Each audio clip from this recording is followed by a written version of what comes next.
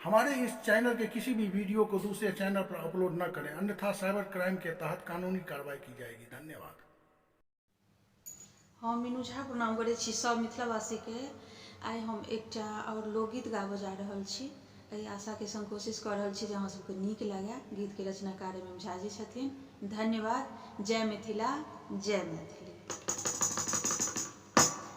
भाषण नहीं अब राशन बटहक, भूखे मरई छ लोक हो, भूखे मरई छ लोक हो।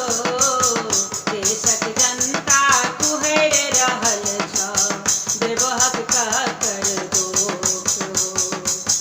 देशक जनता कुहर रहल छ, देबहक ककर दोख हो। भाषण नहीं अब राशन बटहक, भूखे मरई छ लोक हो।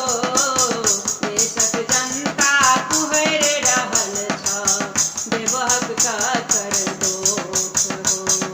देशक जनता कुहर रहल छ, देबहक ककर दोख हो। राशन घर में सैध गेलैये, सांसक सधलै आस हो। भूखल पेट कतेक दिन रहबै, कालक घर में बास हो।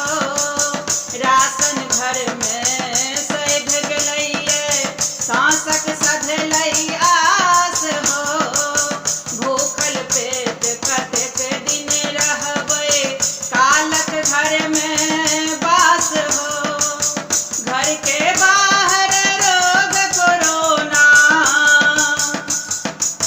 घर के बाहर